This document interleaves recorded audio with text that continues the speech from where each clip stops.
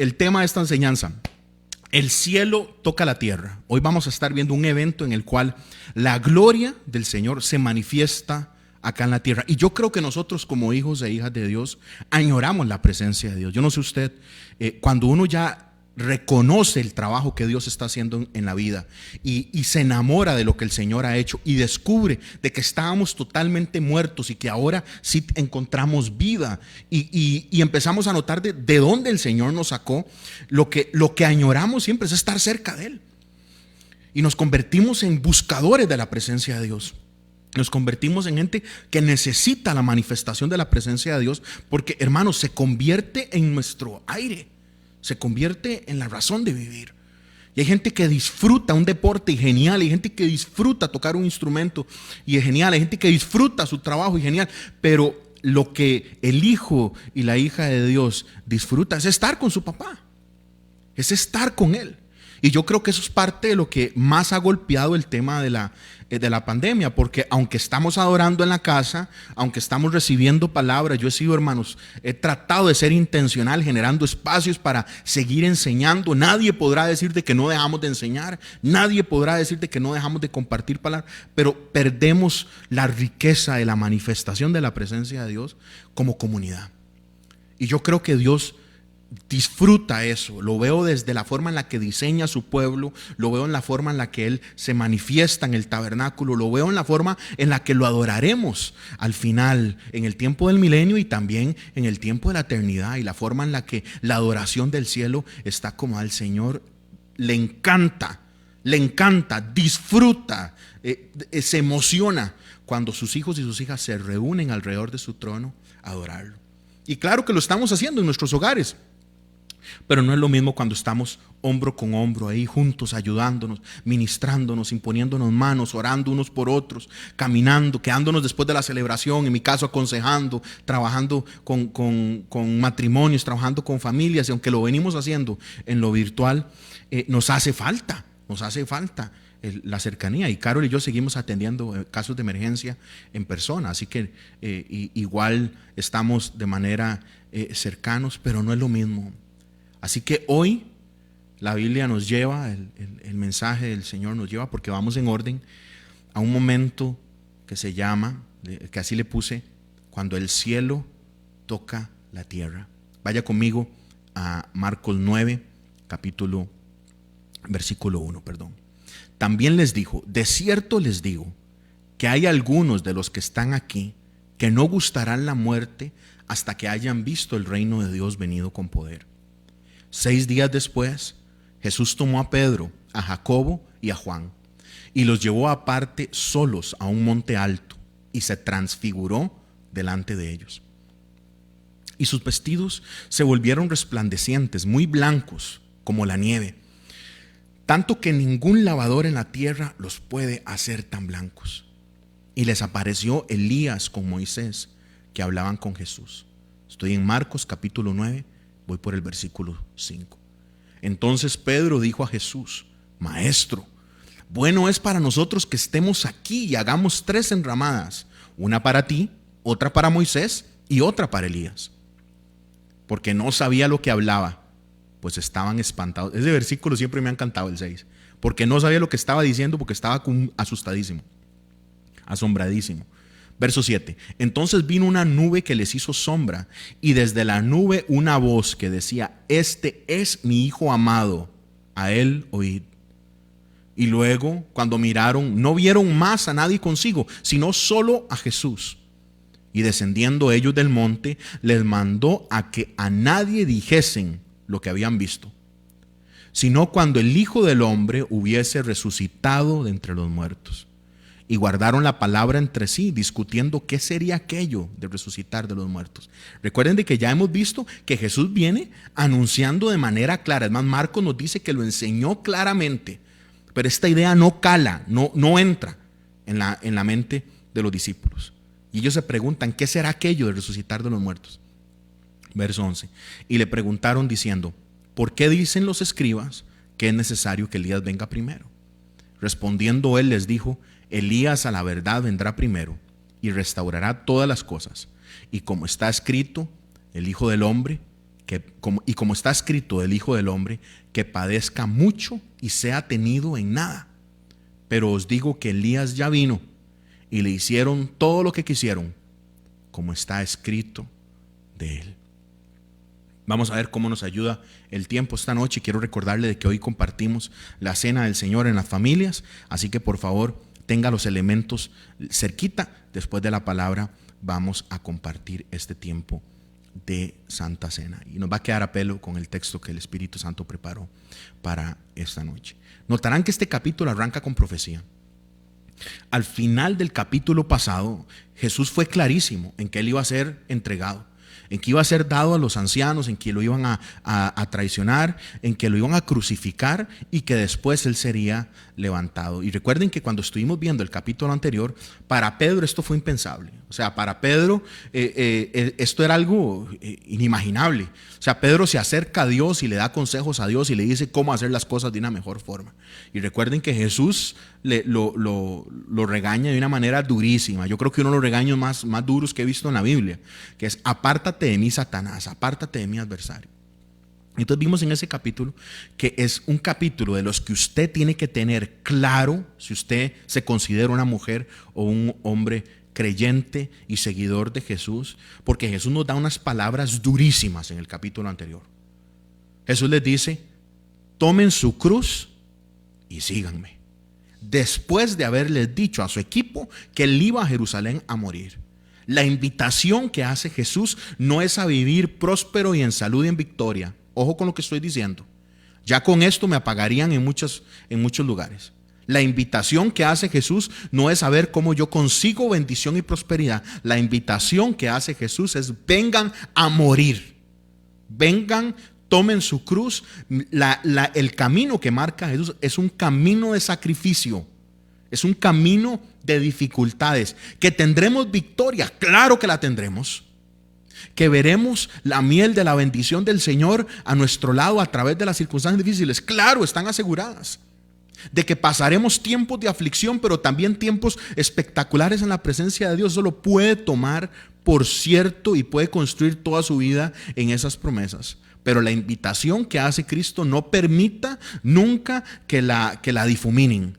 No permita que se la pinten con algo fácil de comer. La invitación que hace Cristo es: venga, tome su cruz y venga a morir. Son palabras fuertes, son palabras rudas. Pero en este capítulo Jesús arranca diciendo: algunos de ustedes no van a morir hasta ver el reino venido con poder.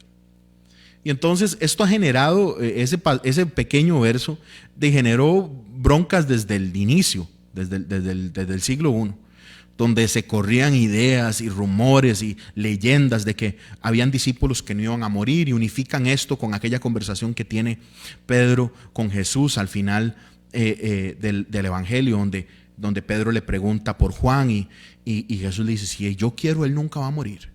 Después de que Jesús le profetiza la muerte que va a tener, Pedro le dice: lo van a llevar a donde usted no quiere, lo van a llevar de su mano y va a terminar casi que igual que yo, es lo que le profetiza Jesús. Y Pedro no le gusta y le pregunta: ¿y qué tal con este? Y Jesús le contesta: si yo no quiero que él no muera, eso a usted qué le importa, casi que es lo que le dice. Usted puede leerlo en su Biblia. Y entonces se corría una serie de leyendas de que algunos de los discípulos no iban a morir, que iban a ser como inmortales, pero claramente que no. Aquí la frase, lo que se está diciendo, hasta que hayan visto, es una sola palabra griega, que la traducción sería: hasta que venga, hasta que venga. Entonces Jesús lo que está diciendo es: algunos de ustedes no van a morir sin ver una manifestación del reino con poder, sin ver el reino moverse hacia adelante, porque, hermanos, recuerden de que estamos viviendo guerra espiritual y el reino de Dios sigue avanzando.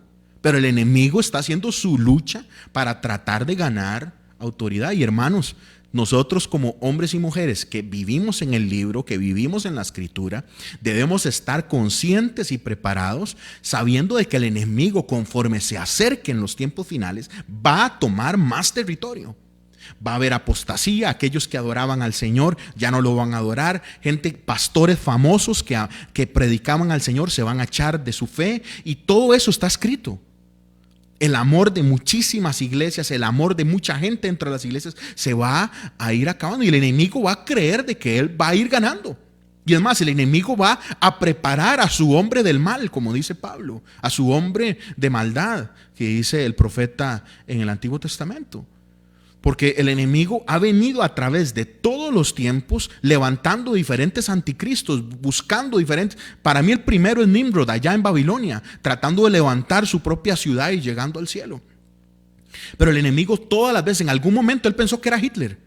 En algún momento él pensó que era Stalin, en algún momento pensó que era un asesino, que era Mao, en algún momento pensó que era otro. Y un hombre que empieza a levantar y que empieza a tomar autoridad sobre política, sobre un montón de cosas y un montón de áreas, y el enemigo empieza a invertirse pensando que es él, ¿verdad?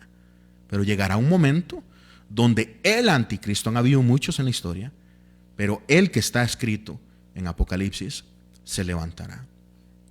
Y entonces tenemos que estar conscientes, seguros de que el reino de Dios avanza, pero el reino del enemigo también. Y entonces nosotros tenemos una confianza total en que la victoria absoluta es del Señor. Y no quiero avanzar más en Apocalipsis porque es lo que estamos estudiando los lunes, así que lo espero el lunes a las 7 de la noche porque vamos a estar hablando sobre estos temas. Entonces Jesús le dice a sus discípulos, recuerde que solo se llevó a 3, le dice: algunos de ustedes no van a llegar a la tumba sin antes ver una manifestación grande del poder del reino de Dios. Imagínenselo como que si fuera un preview, una muestra. Con sus propios ojos ustedes van a poder ver una muestra de la gloria. Ustedes van a ver el cielo en la tierra, cuando el cielo toca la tierra. Y no es casualidad que el evento que sigue después de que Jesús profetiza esto es lo que ustedes y yo llamamos, y la escritura le llama, la transfiguración, que para mí es el cumplimiento de esta profecía que dice Jesús. 6 días después, Jesús tomó a Pedro, a Jacobo y a Juan y los llevó aparte, solos a un monte alto, y se transfiguró delante de ellos. Recuerden que Marcos fue siervo, compañero de Pedro, escriba. La mayoría de los biblistas, digámosle, de sana doctrina, creen de que Marcos fue escriba de Pedro. Y entonces nos muestra a Jesús profetizando de que algunos de los que están aquí, de los que están presentes ahí, verán una manifestación del reino de Dios de una manera poderosa. Y después nos dice, y 6 días después, toma a Pedro, Jacobo y a Juan. 6 días duró en cumplirse esta profecía, esta pequeña profecía que hizo Jesús.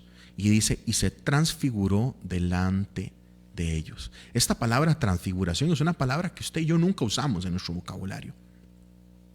En el original viene de la raíz que nos deriva la palabra metamorfosis. Se refiere a un cambio externo que viene de lo interno. Un cambio que se ve, pero que no es estético, que no es fachada, sino que es un cambio que responde a algo que ya está en lo interno. Un cambio que sucede por algo que ya está pasando, que se está gestando en el interior. Y es una palabra difícil de describir.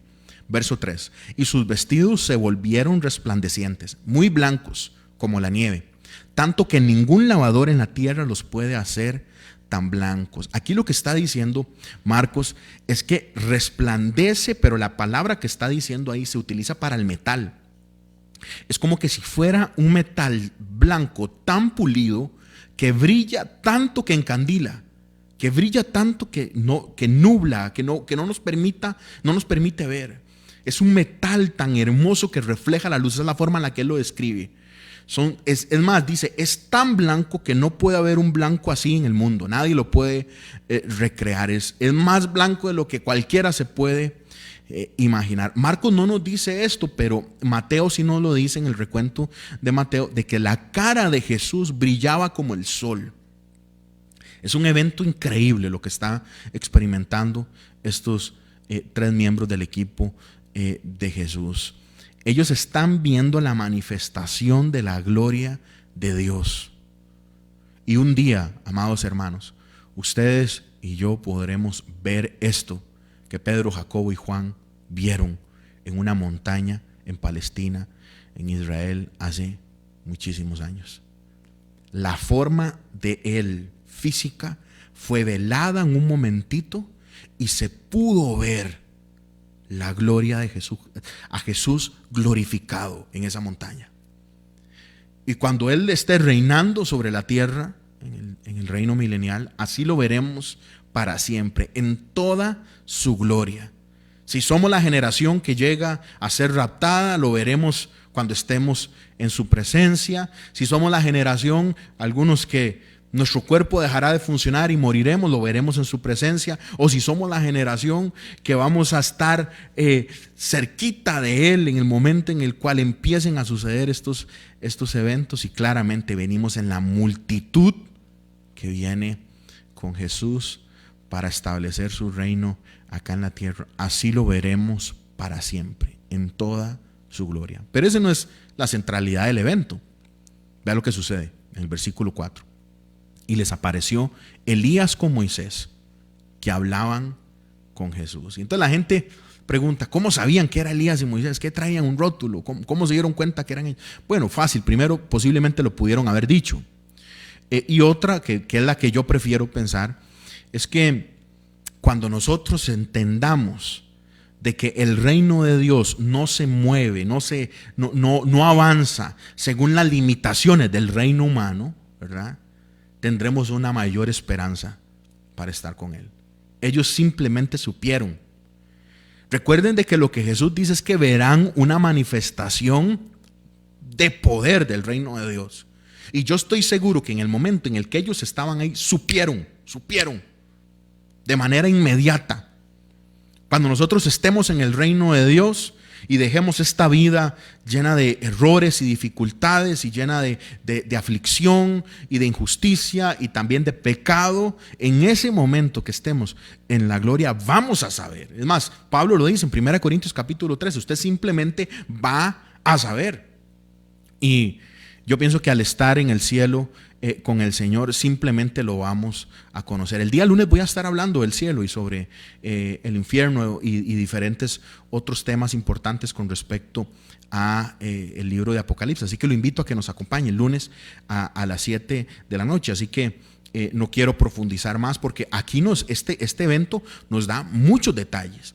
Por ejemplo, ahora que hemos estaba leyendo unos pasajes con Arturito, mi hijo, y estábamos hablando, le estaba enseñando un poquitito sobre los eventos del fin de los tiempos. Y hace unos meses Arturito me preguntó, ¿y en el rapto vamos a subir juntos? Porque he estado constantemente diciéndole a mi familia que tenemos que estar preparados, y lo sigo diciendo con ustedes. Tenemos que estar listos porque en cualquier momento Jesús regresa por nosotros.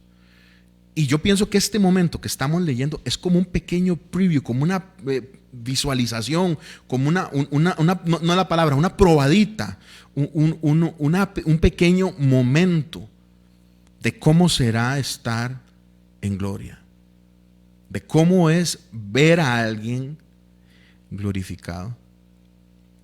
Y es interesante, ahorita nosotros estamos estudiando Marcos, pero Lucas nos da un detalle más sobre lo que está pasando. Dice, y he aquí, Lucas capítulo 9, 30, dice, y he aquí dos varones que hablaban con él, los cuales eran Moisés y Elías. Pero vea el detalle que nos da, quienes aparecieron rodeados de gloria y hablaban de su partida, que iba Jesús a cumplir en Jerusalén. Y esa pequeña frase nos da un detalle enorme, porque si Moisés y Elías, que habían muerto cientos de años antes de este evento, aparecen en el momento en el que Jesús vela su parte humana y podemos ver a Jesús divino, Jesús en gloria por un momento, le da una fuerza brutal saber de que Elías y Moisés sabían lo que estaba pasando aquí en la tierra.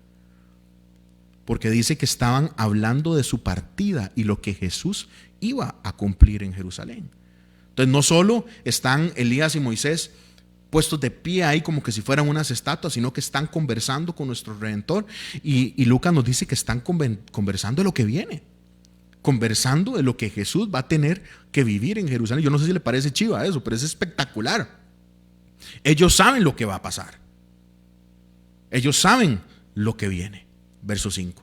Entonces Pedro dijo a Jesús: Maestro, bueno es para nosotros que estemos aquí y hagamos 3 enramadas. Él lo que quería era hacer casa ahí para que estuvieran, porque cuando uno está en la presencia de Dios no se quiere ir. Pero a mí me da risa cómo lo acomoda Marcos y dice, porque él no sabía lo que hablaba, porque estaba espantado. Verso 7. Entonces vino una nube que les hizo sombra, y desde la nube una voz que decía: este es mi Hijo amado. Hermanos, la presencia de Dios está totalmente conectada con la imagen de una nube. Cuando Dios habló a Moisés, lo hizo a través de una nube. Cuando el templo lo terminó de construir Salomón con su equipo y el templo es dedicado, una nube llena la presencia de Dios.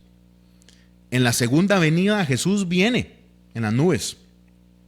La primera venida de Jesús es humilde como un bebé, pero la segunda Él viene totalmente en gloria y en autoridad, y viene como un rey poderoso a conquistar.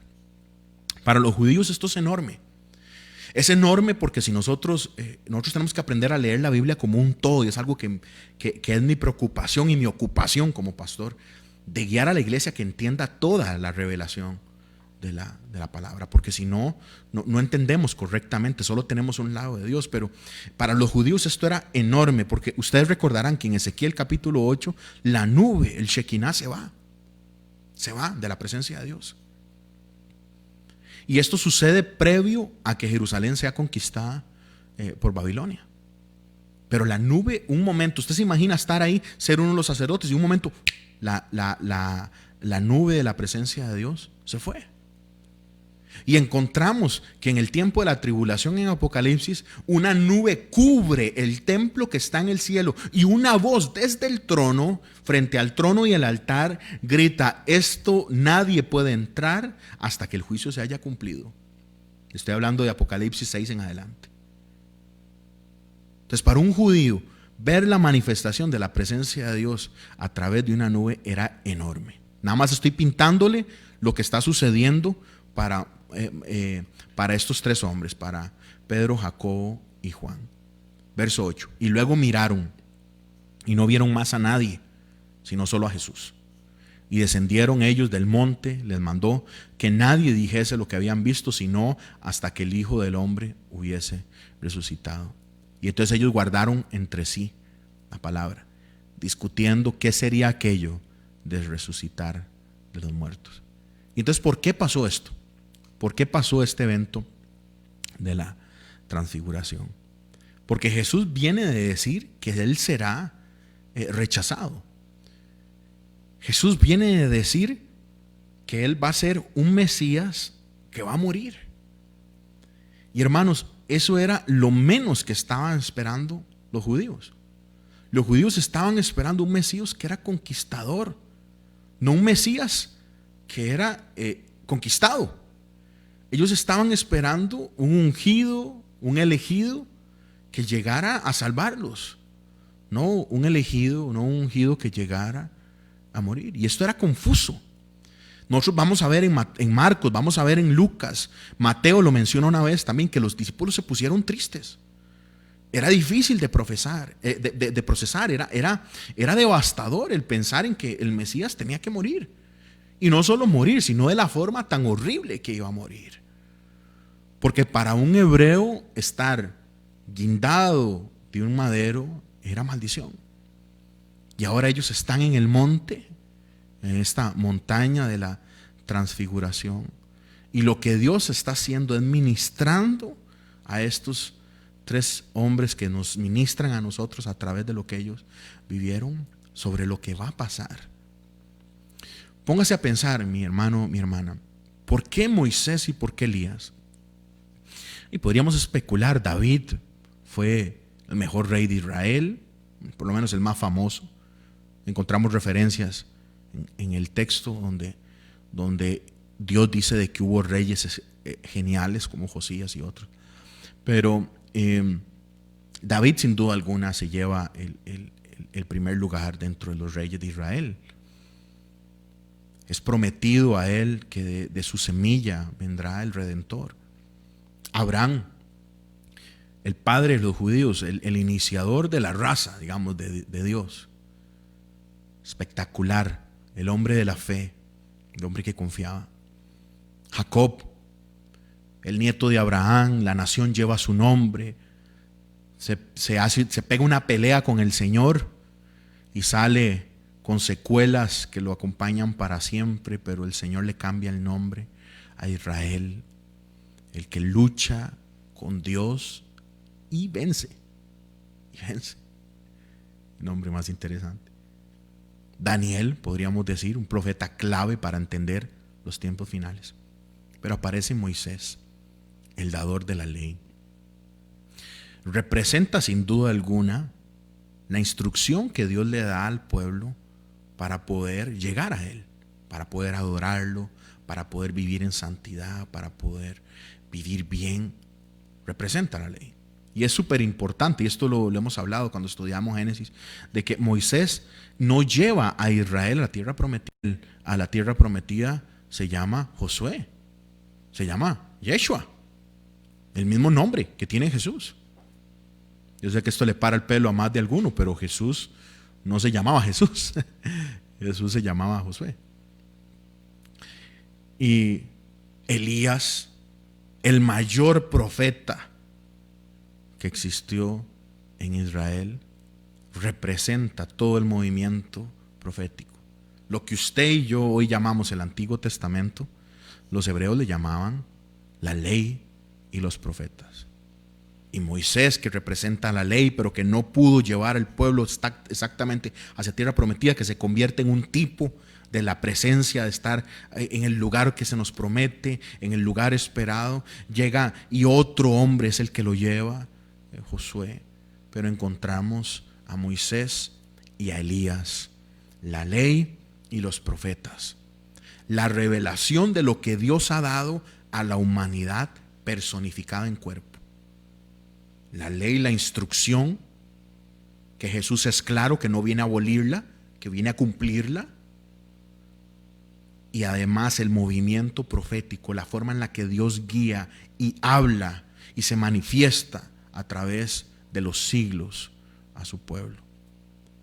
Y en medio de esta escena, quiero que lo visualice bien, familia, lo que está personificado ahí es la revelación de Dios a la humanidad. Cómo el Señor ha hablado a la humanidad a través de los tiempos, a través de la ley y a través de los profetas. Esa era la forma, la única forma en la cual se había revelado la palabra. A través de Moisés, que Dios le da la tarea de cubrir la ley, y a través de los profetas que mencionan la palabra de Dios y además de mencionarla, la escriben. Entonces, en esa montaña está personificada toda la revelación de Dios a la humanidad, en cuerpo, a través de la ley y a través de los profetas. Pero no acaba ahí, lo espectacular de esta escena, porque en medio de la ley y los profetas aparece una voz de entre la nube que dice: este es mi Hijo amado, a él escuchen. La voz del Padre. Lo que está sucediendo en este capítulo que estamos estudiando es que Dios está dirigiendo el corazón del pueblo, de su pueblo, a la revelación de Dios a la humanidad que es depositada en Cristo. Anteriormente la revelación era a través de lo que fue escrito en la ley y los profetas. Pero la mayor muestra de la revelación de Dios a la humanidad es la persona de Jesús. Y esto nos lo dice el escritor de Hebreos en el capítulo 1, versículo 1. Dice: Dios, habiendo hablado muchas veces y de muchas maneras en otros tiempos a los padres por los profetas, en estos postreros días nos ha hablado por el Hijo, a quien constituyó heredero de todo y por quien asimismo hizo el universo. Lo que está sucediendo en esta montaña es enorme. Toda la revelación que había sido dada a la raza humana está puesta ahí, toda la revelación. Todo lo que Dios ha hablado a la raza humana en el momento. Y sale una voz del cielo que dice: este es mi Hijo, a él escuchen. Lo que está sucediendo en esta montaña es marcando un cambio para que el pueblo lo entienda. Y Pedro, Jacobo y Juan se convierten en los que van a recordar este evento, ¿verdad? Para que usted y yo hoy lo podamos vivir, porque Jesús es la revelación máxima del amor de Dios para la humanidad. Yo sé y yo creo en los dones proféticos, hermanos. Yo creo en los dones espirituales y ocupamos que los dones y los ministerios sean activados, pero sean activados por el Espíritu, no por mañas y no por modas. Porque la revelación máxima del amor de Dios para la humanidad es un hombre puro y perfecto que vivió la vida que usted y yo nunca podríamos vivir, colgado de un madero por amor. Y lo que están conversando, toda la revelación dada a la humanidad a través de la ley y los profetas, es lo que iba a acontecer, los pasos que tenía que dar Cristo para llegar al madero donde usted y yo teníamos que morir. Ahora piense un momento. Ellos sabían que eran Moisés y que era Elías.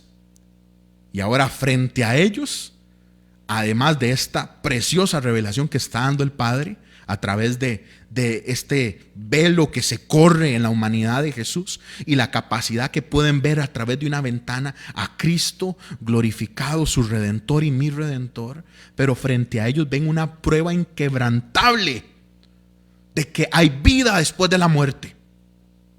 Moisés había sido enterrado por Dios. Elías nunca vio una tumba. Elías es llevado de una manera espectacular, porque aquí yo también veo dos grupos: los que mueren en Dios, simbolizando a Cristo, a Moisés, que no solo mueren en Dios, sino que Dios mismo los manda a enterrar, Dios mismo lo entierra a Moisés. Pero también Elías, aquellos que nunca verán la tumba, que yo sigo pensando de que si no somos nosotros, hermanos, serán nuestros hijos, aquellos que serán arrebatados. Y yo pienso que esos van a ser famosos en el cielo, la generación que nunca murió. Y veo a Moisés, que fue enterrado por Dios, y veo a Elías, que nunca vio una tumba, aquí demostrándole a aquellos que van a ser los precursores de la iglesia que hay vida después de la muerte, que hay más de lo que usted y yo experimentamos aquí en lo físico.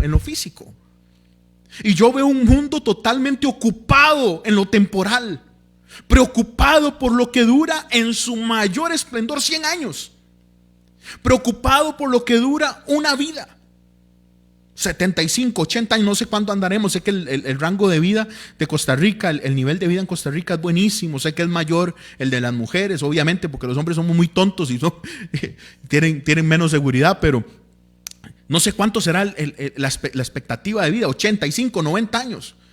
Nosotros tenemos una de las ciudades de los Blue Zones en el mundo donde la gente vive muchísimos años, allá en Guanacaste. Pero yo veo a la gente preocupada por lo que dura aquí, lo físico, mis cosas, lo que siento, lo que vivo, lo que pienso, lo que merezco, mis derechos. Y en este momento donde la gloria de Dios toca el cielo, lo importante toma trascendencia. Lo importante se sube a la palestra, toma realmente la posición correcta. Y es que hay vida después de esta vida. ¿Usted está viviendo esta vida para vivir o está viviendo esta vida para después morir? Porque, hermanos, usted va a vivir trillones de años. Piénselo así. Yo se lo digo así a mis hijos: trillones de quintillones de cuatrillones de años. ¿Dónde va a estar usted? ¿Dónde va a estar? ¿En la presencia con Jesús, al lado de su gloria, o alejado totalmente de Él? Que es lo que yo no me canso de decirle desde que soy pastor de jóvenes a los muchachos. El problema del infierno no es el fuego, no son los demonios. El problema del infierno no es el azufre. El problema del infierno es que ahí no está Jesús. Ese es el problema del infierno. Así que o usted vive su vida hoy para estar en gloria con Jesús para siempre, o estar separado de su gloria para siempre, hermanos. Moisés había muerto 1400 años antes de este evento. ahora que usted y yo lo estamos leyendo, 3.400 años después, estamos leyendo esto nosotros ahorita. 3.400 años. Pero en el momento en el que se escribe esto, hay 1.400 años entre el momento en el que Dios entierra a través de ángeles poderosos que protegen el cuerpo de Moisés cuando él muere para que Satanás no levante una religión falsa. 1.400 años al evento de la transfiguración. Y Elías, 900 años. Estoy redondeando, obviamente, redondeando números. Pero están aquí hablando con Jesús. Y esto es espectacular. Porque yo quiero que usted ponga en perspectiva su dolor, sus preocupaciones, sus dificultades, porque Pablo esto lo entendía perfectamente. No me interesa cualquier bronca que yo pase, pasémoslo al ajueliteño. Pablo dice, no hay ninguna cosa a mí que me saque, porque yo sé que la gloria venidera es mayor a cualquier problema que yo pueda vivir ahora. Pero yo veo una iglesia enamorada del tiempo acá. Veo una iglesia con ancla en la humanidad, con ancla en un sistema, con ancla en el dinero, con ancla en sacar, en estudiar un montón. Y eso hay que hacerlo, en comprar cosas, en vivir bien y todo. Y hay que hacer un esfuerzo de vivir bien. Así que todo esto siempre tiene, ¿verdad? Alguien podrá decir, no, es que el pastor está diciendo que no hay que estudiar. No, yo no estoy diciendo eso. Hay que estudiar y hay que estudiar lo mejor que se pueda. Y hay que tratar de comprar cosas buenas. Claro que sí, pero lo que quiero que sepas es que el corazón suyo no puede estar ahí. No puede estar ahí. Y es espectacular lo que estamos viendo en este pasaje. La vida, hermanos, la vida la sostiene Dios. El que está en Él recibirá sostenimiento para su vida. Y no estoy hablando de comida y vestido, ya eso lo hemos visto en enseñanzas anteriores. Estoy hablando de vida eterna. Porque cuando este estuche orgánico deje de funcionar, usted y yo seguimos igual de vivos. Eso es lo que el mundo no entiende. Cuando nuestro estuche orgánico lleno de células deje de funcionar, seguiremos igual de vivos. Igual de vivos. Usted estará vivo al lado de Jesús y su gloria, o vivo en condenación eterna. Porque la gente cree y entonces que es que caen al lago de fuego y mueren. Hermanos, son atormentados para siempre. Son atormentados para siempre. Verso 11. Que ahí me inyecté un poquitito con ese tema. Y el tiempo me va a ganar. Verso 11. Y le preguntaron diciendo, ¿por qué dicen los escribas que es necesario que Elías venga primero? Yo entiendo perfectamente la pregunta porque acaban de ver a Elías. Imagínense, vienen bajando la montaña y entonces ellos dicen, sí, todos estos chavalos, hermanos, todos estos chavalos que Jesús escogió tenían sus trabajos normales, ¿verdad? Ya eso lo hemos estudiado. Tenían sus funciones en el día a día. Es más, la semana pasada les hablé que la gran mayoría de los hombres y las mujeres que sirven al Señor en la Biblia no son ni sacerdotes ni profetas. Claro que los hay, pero son mínimo la cantidad. La gran mayoría de los hombres y mujeres que Dios llama son gente que tiene un trabajo normal como el suyo. Normal. Y entonces estos hombres llevaron su escuela dominical, que para el hebreo eran 12 años. Y posiblemente algunos de ellos llevaron aún más. Y sabemos que varios de ellos, por lo menos 4 o 5, fueron discípulos de Juan el Bautista. Entonces han sido entrenados en la palabra. Y entonces le preguntan, ¿por qué dicen los escribas que es necesario que Elías venga primero? Y acaban de ver a Elías ahí en la montaña glorificado. Yo entiendo perfectamente la pregunta, porque ellos dicen, sí, vino Elías, entonces, pero vino solo para 3. Vino solo para que nosotros 3 lo viéramos. O va a pasar algo más. Viene otro evento. Eso es lo que yo infiero en la pregunta. Porque los escribas, recuerden que la idea, la fuerza de los escribas, la toma, la da, más bien, es un legado de uno de los hombres más famosos dentro del judaísmo, que es Esdras. Y Esdras, después del tiempo en Babilonia, fortalece la enseñanza dentro de la sinagoga. Además, él es el padre de la idea de las sinagogas. Y además él es el que, además de conocer la escritura, que los escribas eran copistas, ¿verdad? Además de saber copiarla y escribirla, la sabía enseñar. Y él dispuso en su corazón conocerla, intimar en la palabra y enseñarla. Y entonces ellos dicen a Jesús, pero ¿por qué los escribas dicen de que Elías tiene que venir primero? No fue Elías, no fueron los escribas los que dijeron. Jesús, lo veremos más adelante, que no fueron los escribas. Aquí, perdón, que se me apagó esto y ahora sí no estoy viendo. Perfecto, ya me volvió esto. Que no, esto no fue los escribas los que lo dijeron, sino que esto fue Dios. Vaya conmigo a Malaquías capítulo 4, verso 5. Hermanos, si alguno me puede decir si estoy transmitiendo, me ayudaría un montón, porque se me apagó aquí el tema del programa. Les pido disculpas, hermanos. Este internet de mi casa me está haciendo crecer espiritualmente. Si algún hermano me ayuda para saber si estoy transmitiendo. Amor, ¿estamos transmitiendo? Ok, perfecto. Malaquías capítulo 4, versículo 5. He aquí, yo les envío el profeta Elías antes de que venga el día de Jehová grande y terrible. Yo me tomé 3 meses para enseñar los 12 profetas menores.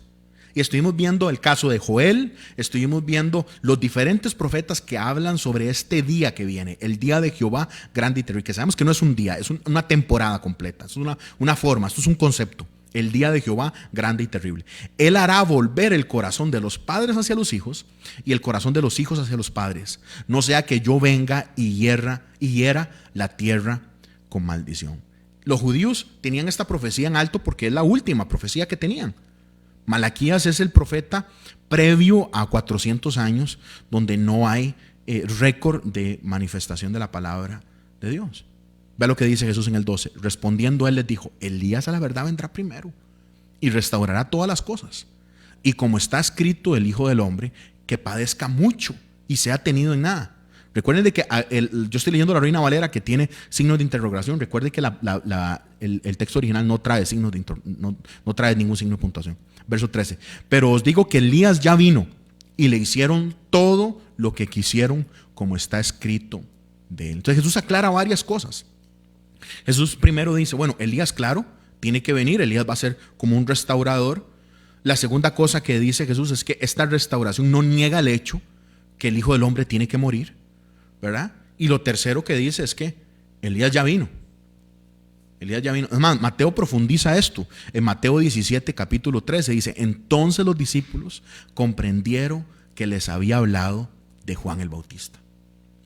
Y algunos pueden pensar, especialmente los hermanos que son nuevos en la fe, que sé que tenemos muchos y gloria a Dios por ustedes, que podrían decir, pero Malaquías está diciendo que Elías va a venir. Y Jesús está diciendo que Juan el Bautista cumple con eso. No tiene sentido, ¿verdad? ¿Qué tienen que ver estos dos tipos? ¿Qué tienen que ver estos dos chavalos?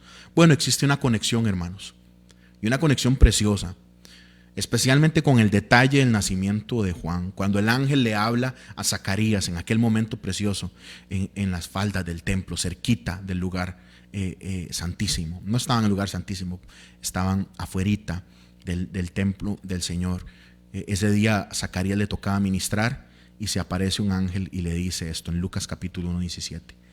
E irá delante de él con el espíritu y el poder de Elías, para hacer volver los corazones de los padres a los hijos y de los rebeldes a la prudencia a los justos, para preparar al Señor un pueblo bien dispuesto.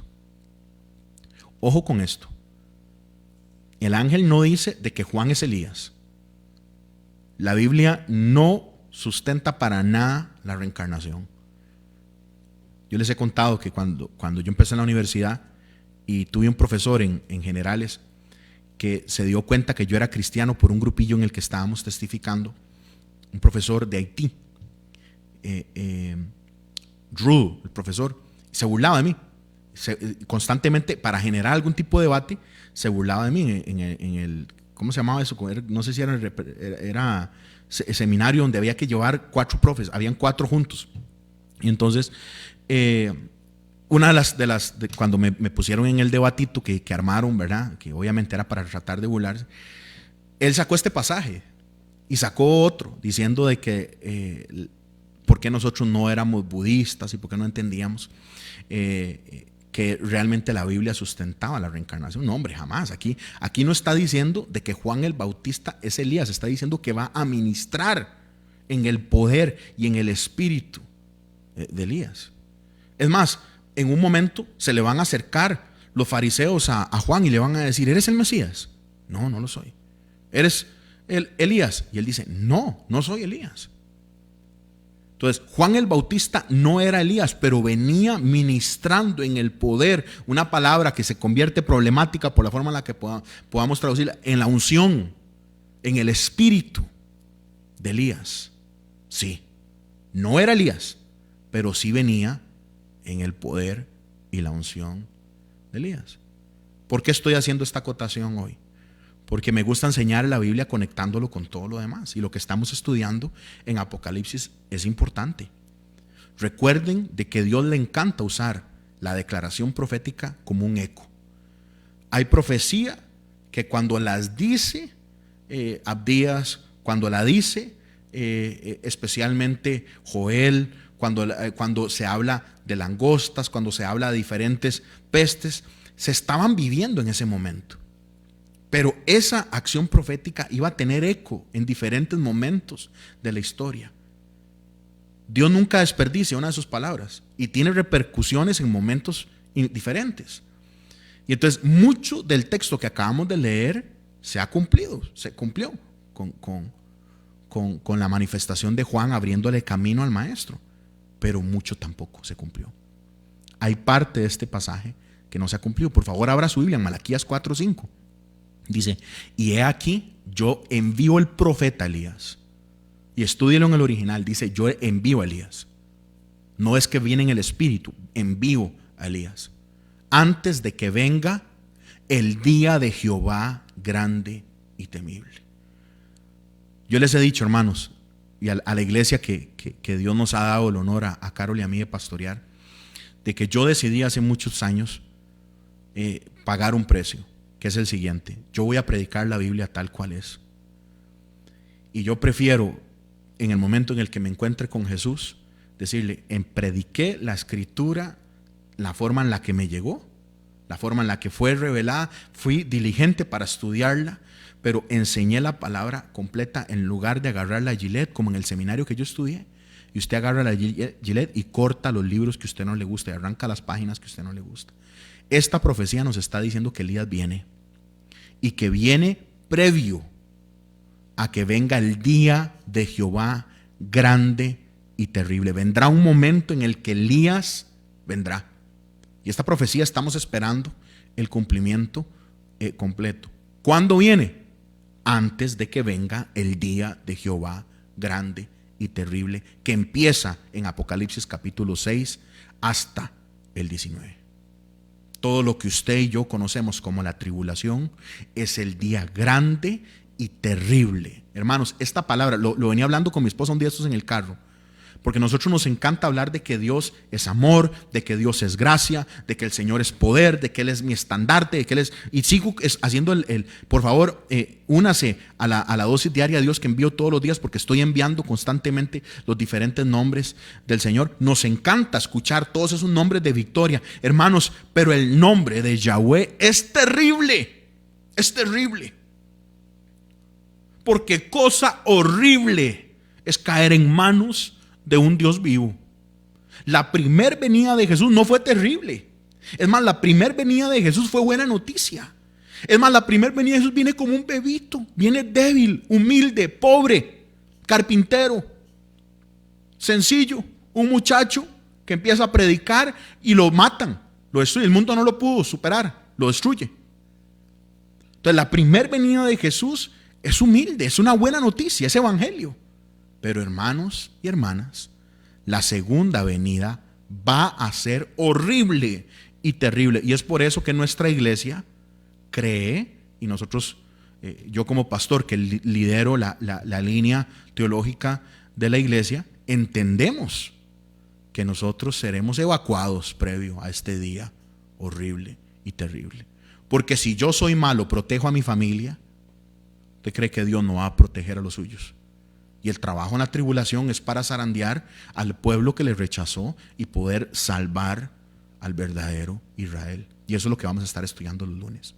Así que conéctese porque son los temas que estamos viendo los lunes. Pero esta profecía habla de un tiempo en el que la venida del Señor va a ser horrorosa. Y una clave profética para esto es el día de Jehová. Es uno de los conceptos que se utiliza en la profecía. Es un término utilizado para algo. Hermano, escúcheme por favor.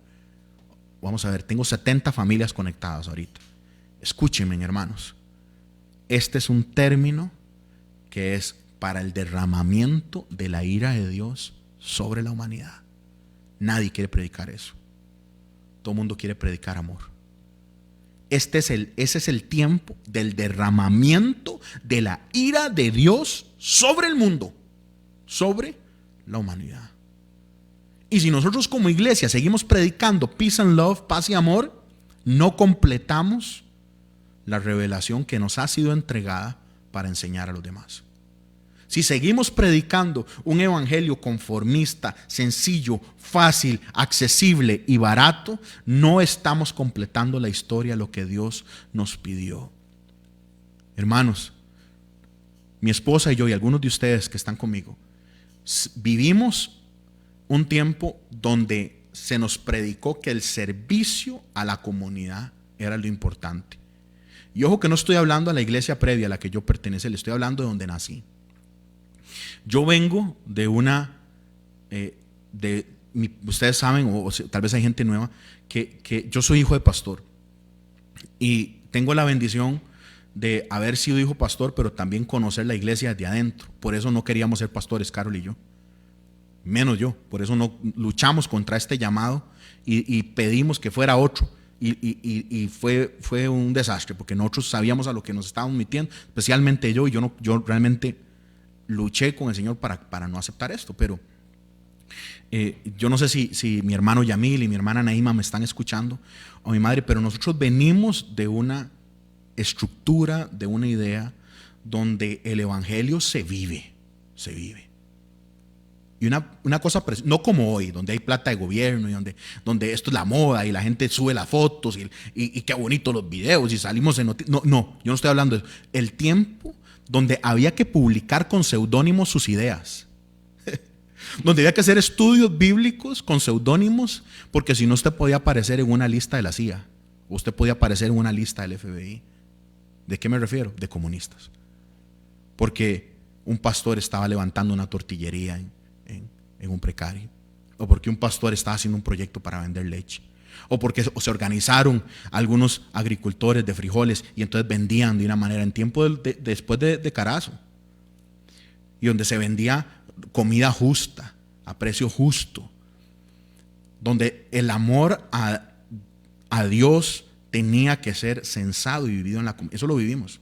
Y no me refiero a la moda hoy de lo bonito y lo cool, no, y voluntariado de las empresas. No. El tiempo donde el que hacía esto le apedreaban la casa o le decían de que era comunista. Vivimos eso, de lo que es servicio a la comunidad en grande. A los 12 fui lleno del Espíritu Santo y viví un despertar espiritual. Y empecé a buscar la presencia de Dios desde el movimiento de Dios.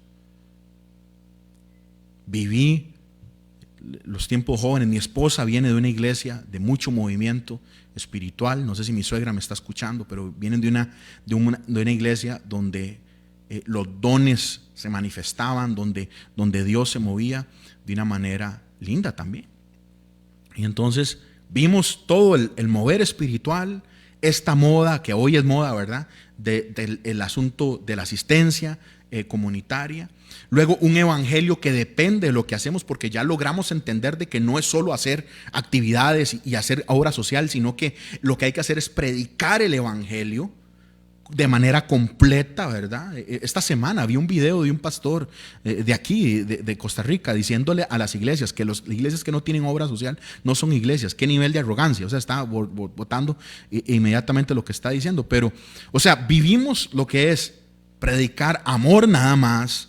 Vivimos lo que es la versión del siglo XXI de creer de que somos salvos por obras. Esa herejía sigue corriendo a través de la historia desde el siglo I, del que usted tiene que hacer las cosas para ser salvo. y te agarran Mateo 24 y 25 mal enfocado, y que si usted no hace ciertas cosas, usted no será salvo. Es imposible. La salvación nuestra no depende de lo que usted y yo haga, porque si fuera así, hermanos, simple y sencillamente no habría forma.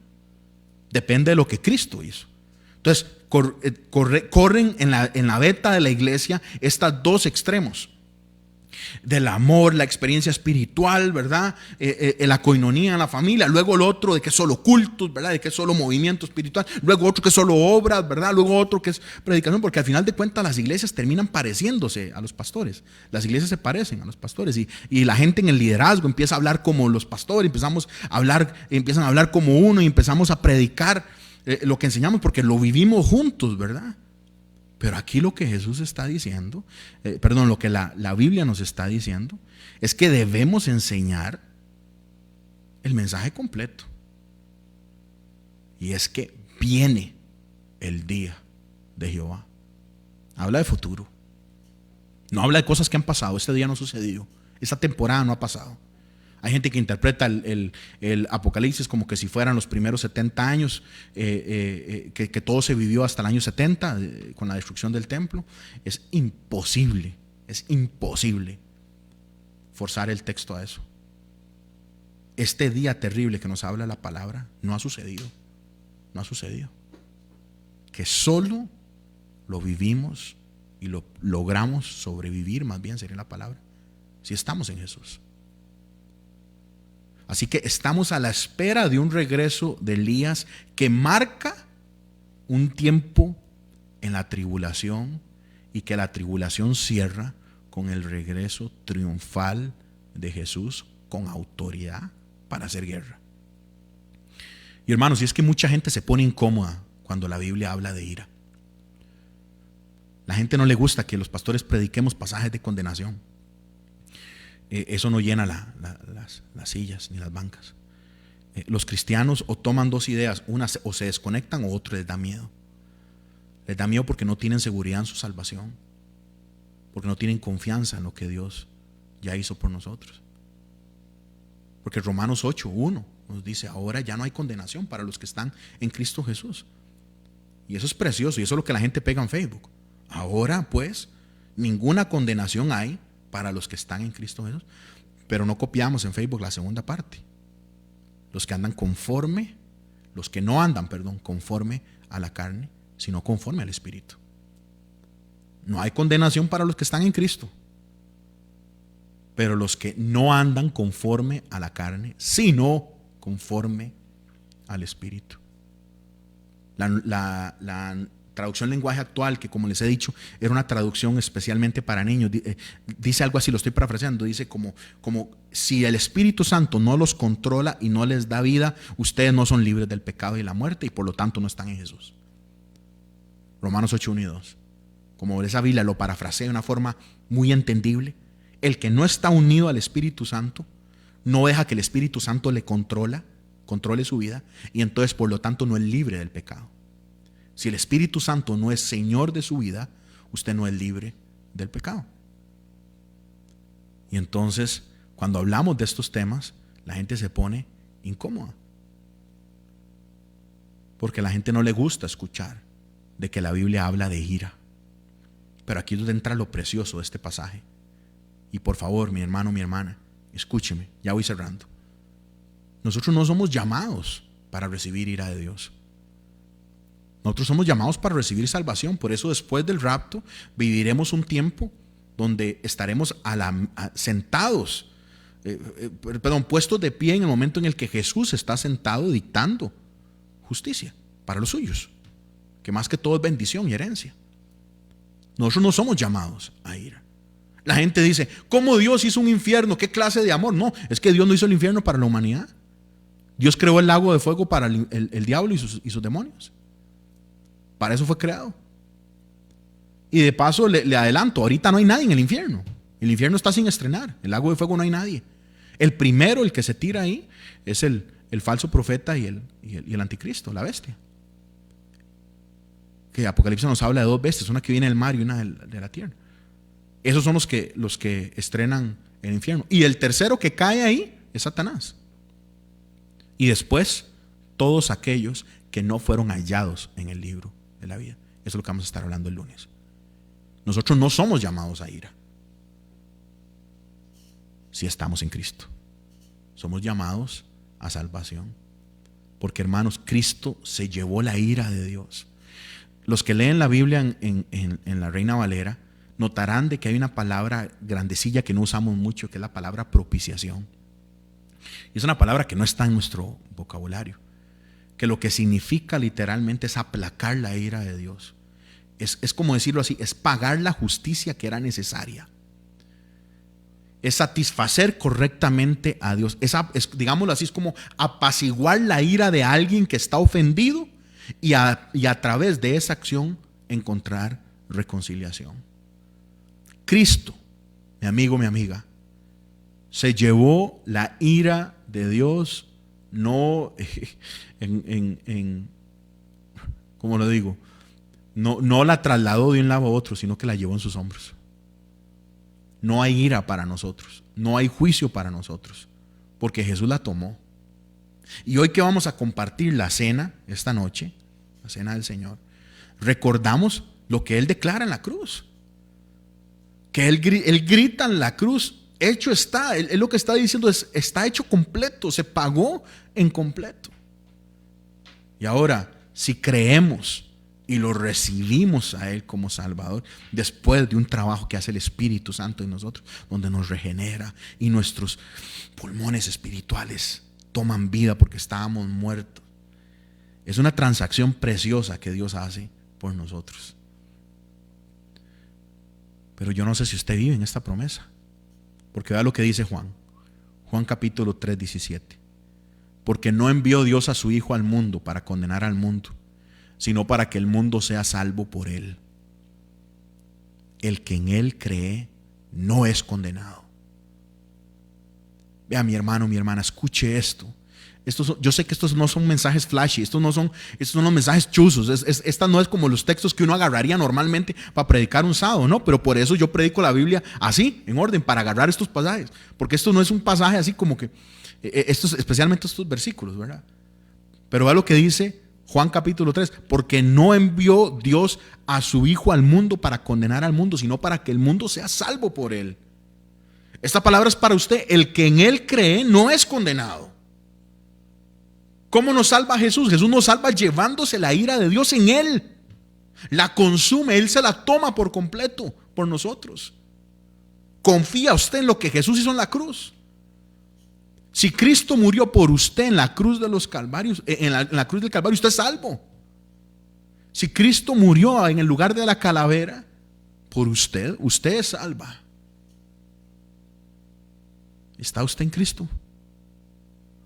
Esa ira ha sido desterrada de su vida. Jesús se la llevó. Así que hoy es uno de esos mensajes sencillos, pero tan profundos porque determinan eternidad. ¿Por qué? Porque los que rechazan a Jesús serán condenados para siempre. Le tocará llevar la ira de Dios encima suyo para siempre. Y la Biblia le pone un término muy, muy interesante, porque le dice perdidos, los perdidos. O usted lleva la ira de Dios en sus hombros, o Cristo la llevó por usted hace 2000 años. Ponga su confianza en Jesús.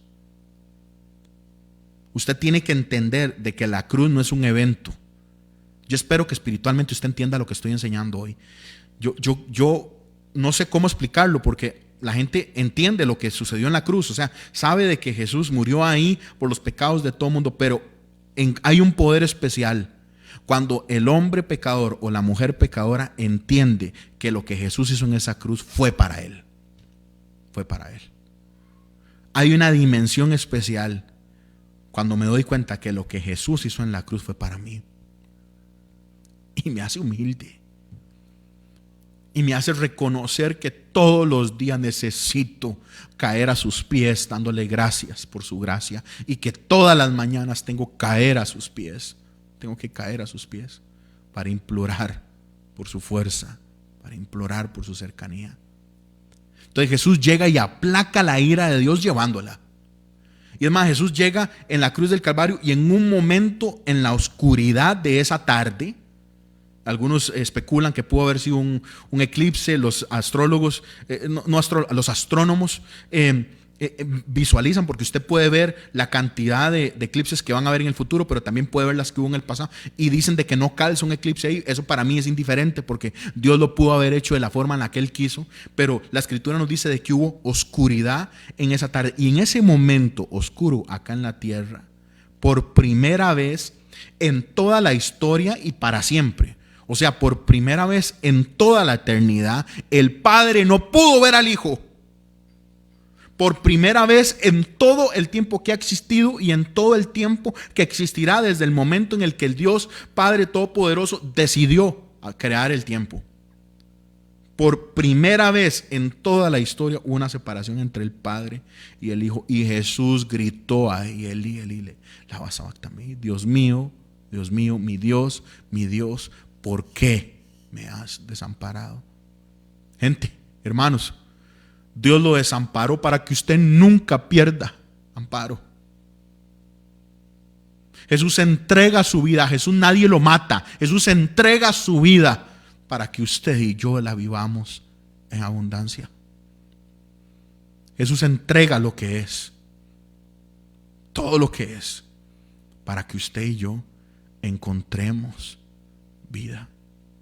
Así que este pasaje, en vez de haberme quedado yo en lo chiva de la transfiguración y todo, yo quiero recordarle a usted esta noche, mi amigo, mi amiga, que viene el día de Jehová. Este pasaje en el versículo 13, me refiero a Marcos capítulo 9, dice: pero les digo de que Elías ya vino e hicieron con él todo lo que quisieron, como está escrito. Pero Jesús lo enmarca, esta manifestación de Elías, desde la forma en la que el ángel le dice a Zacarías de cómo va a ser Juan el Bautista. Pero nosotros vemos en Apocalipsis que Dios va a levantar 2 testigos, y es nuestra postura que uno de ellos es el regreso de Elías. Interesantemente, podríamos levantar el caso por la dinámica de la descripción del otro testigo, que podría ser Moisés. En este pasaje, el cielo toca la tierra, la gloria toca la tierra. Pero lo que quiero recordarle esta noche es que usted no se acaba en el momento en el que usted deja de respirar. Es más, Pablo entendía esto también, que él dice que es mejor vida no tener vida, porque es estar con Él. Pero aquí la cuestión, mis hermanos y mis hermanas, el único boleto para ver la gloria de Dios y estar en la gloria de Él es Jesús. Es Jesús. Quiero invitarla a que en este momento usted incline su rostro ahí donde está.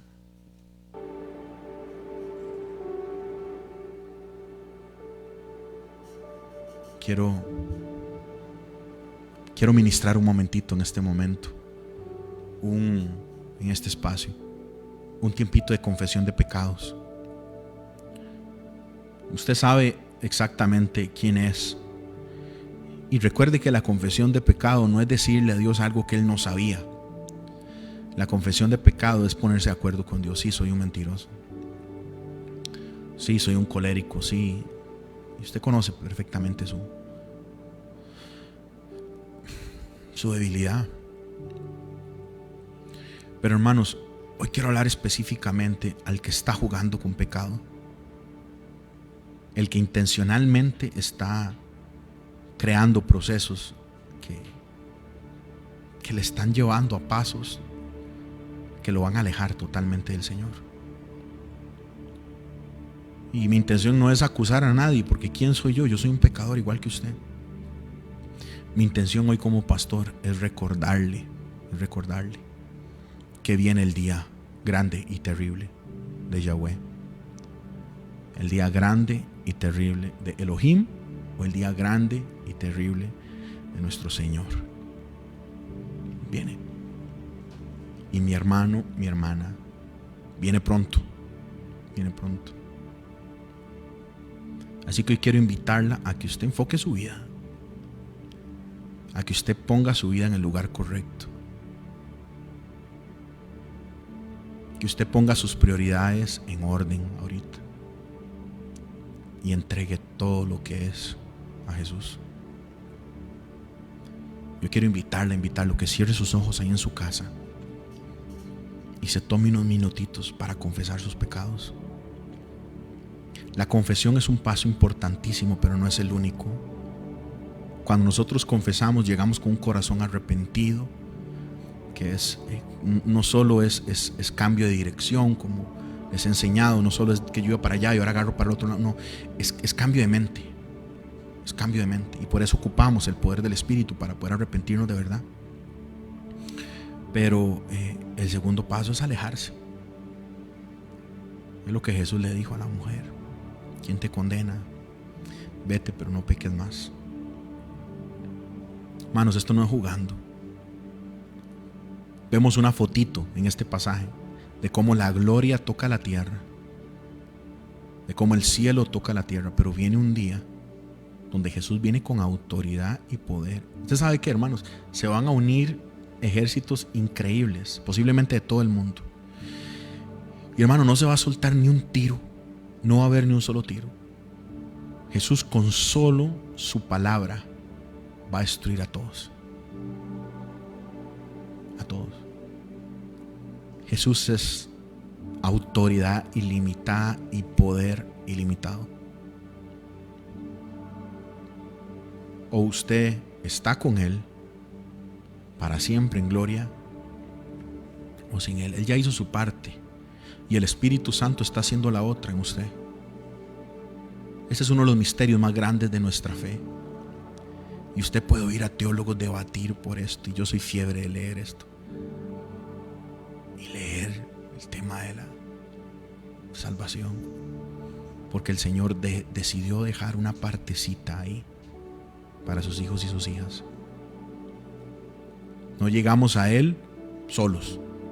Llegamos a Él porque Él amó primero, pero hay que llegar a Él.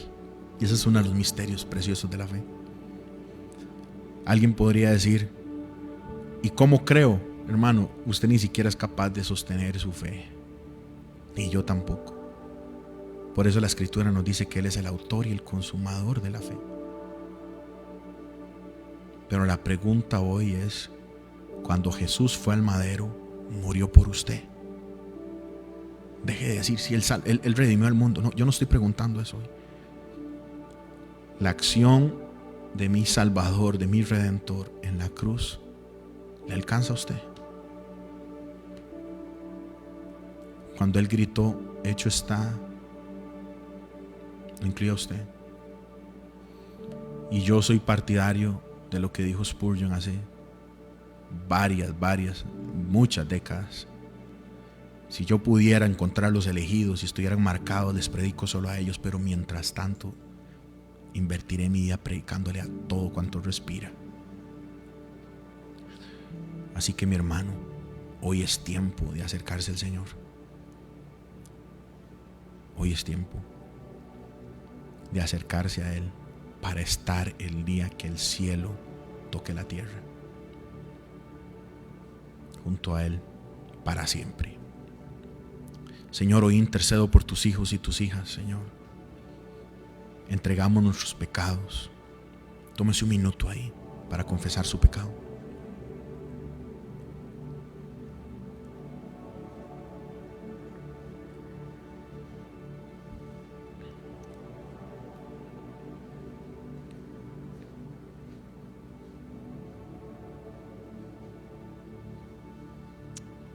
Dios santo y todopoderoso, esta noche te damos gracias porque sus manos siguen abiertas para recibirnos.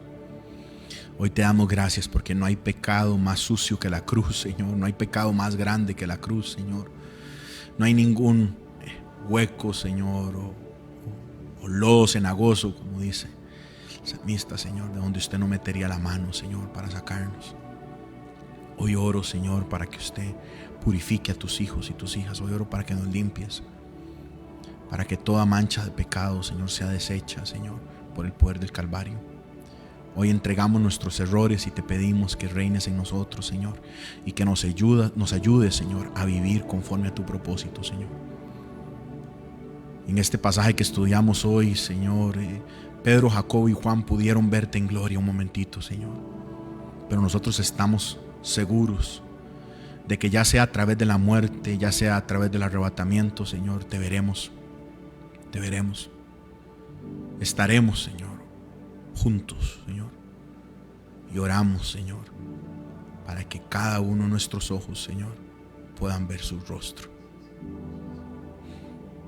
Padre, la forma en la que usted se revela en Apocalipsis a Juan, Señor, nos motiva, nos alegra, porque podremos ver su gloria, Señor. Bendito Cordero que venciste, Dios Todopoderoso, el único digno de decretar el fin. Hoy te damos gracias por una salvación tan grande. Adore a Jesús ahí donde usted está. Dele gracias por salvarme. Gracias por morir en la cruz en mi lugar.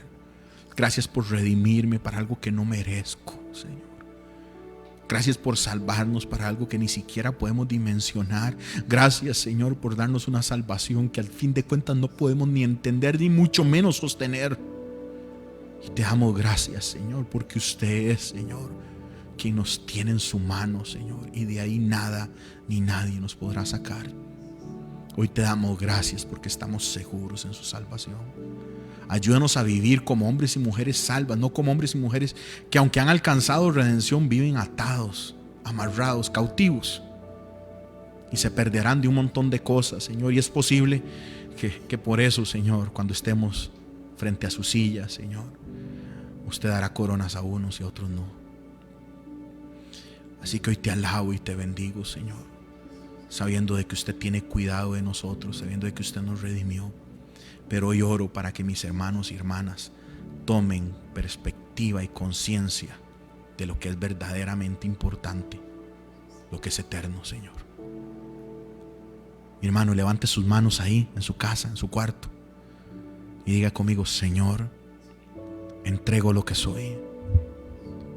Señor, te necesito. Señor, te pido que seas mi redentor personal. Sálvame. Perdona mis pecados. Limpia mi vida. Limpia mi corazón.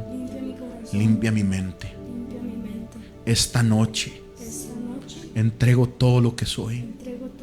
La profundidad de mi ser.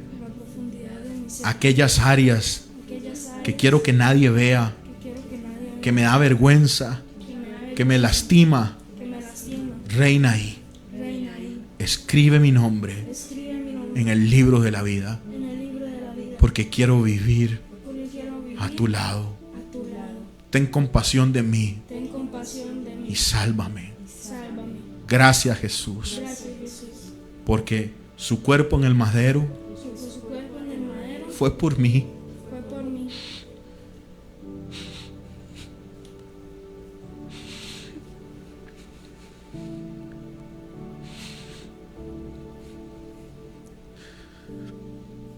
Su muerte en la cruz fue para mí. Gracias. Amén.